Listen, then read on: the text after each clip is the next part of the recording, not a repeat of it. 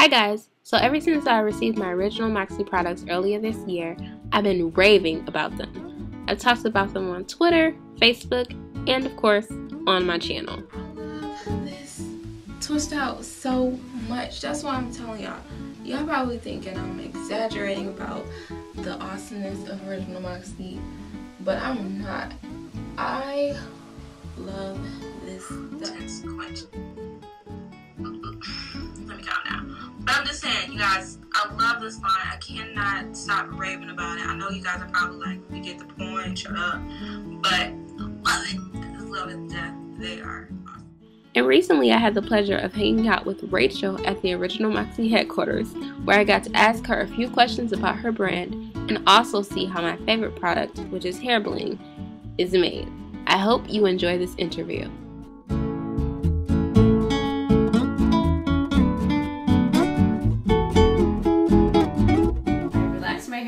From the age of about 16 all the way up to early 30s, so about 15 years. And I would periodically try and get off of the relaxer, but I would always just wind up getting right back on it as soon as my natural growth started to come in. And I mostly did it, I think, just partly because I didn't know how to deal with my hair very well.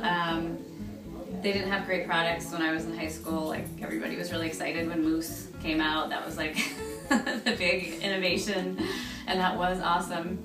But yeah, I think it was, I eventually just had a couple of really bad experiences and wound up with a partner who really liked my natural hair, and I think that helped a lot, is just being with somebody who thought that my hair was beautiful the way that it was.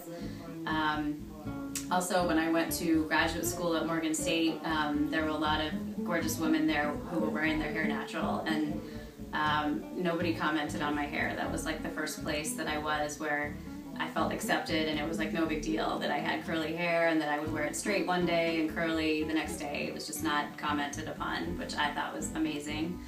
And so I think that's really when I started to open up to the idea of just letting my hair be itself and trying to embrace it. But that was a whole new challenge because I didn't know how to work with my curly hair, and most of the products I tried, which was like every product under the rainbow out there, from super expensive to super cheap. I would find things that would work, you know, for a while, but invariably they would just stop working as well. My hair would get dull. I was still washing my hair quite a bit in those days, so I'd say I probably washed my hair like every other day with a sulfate shampoo, and so my hair still had issues. And when I read Curly Girl by Lorraine Massey, that kind of changed things a lot, because she was advocating, you know, just conditioning your hair on a regular basis and don't manipulate it when it's dry, and those things really helped me kind of get on the right path. But I still felt like the products that I was using I was using a lot of them to get the effect that I wanted, and I just didn't feel like they were really addressing the needs of my hair, which was lots of moisture and strong definition. And it's different for everybody with curly hair. I mean, some people just need moisture, some people just need definition. It's all over the place. So it was just hard to find a product that worked, and that's when I started experimenting with my own products, just to try and make my own hair healthier. Moxie basically means having spunk and spirit and doing things a different way, outside the box. And since we were a company that was doing things differently, a small company that was kind of thinking big with a really big spirit, it seems like Moxie kind of encapsulates what the company is all about. And it's also trying to communicate that we want people to feel free to be themselves and feel beautiful just for being themselves. And just kind of showing your Moxie means just being yourself, being proud of what your hair and your own natural beauty is, and letting that shine through. The other thing that kind of makes us more outside the box is that we try to address the needs of all different hair types versus just straight or curly or oily or dry. And I felt like that was really important just because of my own experience, where I felt like most of what I was seeing at the drugstore did not work on my hair, and especially when I was going natural, after being relaxed for so long.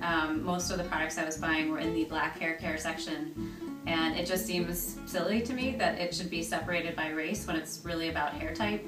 And it's not even about curly or straight, because you can have curly hair that's oily, although it doesn't happen very often, but if a product is just labeled curly, that doesn't really describe necessarily what's going on with your hair. So I just felt like I'm more taking a fresh look at how products are marketed and how they're targeted made sense, and that it's just about hair. It's not about race, it's not about the color of your skin, it's about what's going on with your hair. And like I said, a lot of people kind of advised me against doing that when I started the business, because it's much easier to just focus on one sector of the market and just really kind of go hard for that hair type. But to me that didn't make sense, because I felt like our diagnostic approach works for every hair type, and the natural ingredients that we use work well on different hair types depending on which ingredients and how they're combined. So to me it just makes more sense to look at the rainbow of hair types, and you get more of a balanced, I think, approach to hair care that way. Natural ingredients are important for a lot of reasons. I think that one of the most important reasons is your health. There are just a lot of bad chemicals, FDA approved, you know, it's not like they're illegal or anything, but they're in everything that we use, like hand soap, stuff we put on our face, makeup, hair care products. And when I initially started this, I was just becoming more aware of, just started to read labels, and even products that are supposedly natural still have quite a few what I consider bad things, like artificial fragrance, which has been linked to hormone issues, infertility, cancer. And I just think that a lot of products focus on creating a product that looks and smells a certain way rather than making it effective. It's also cheaper to make products that way. Chemicals are usually much cheaper than natural ingredients. And natural ingredients can be harder to work with because they have natural variations, but I just feel like the effects are so much better if you use high quality natural ingredients. So I feel like you get more effective products, but they're also healthier for you to use. Personally, I am just used to the essential oil fragrances, and now it's hard for me to use anything with an artificial fragrance because that's so overwhelming smelling to me. And I think the subtlety of the essential oils, it's got an aromatherapeutic component, and it just helps balance your mood and all sorts of other things that artificial fragrance can't do. But anyway, I think that the natural thing, it's a combination of being healthier for you, better for the environment, better for your hair, so I think it helps your hair to grow faster and keeps it stronger, and just works better.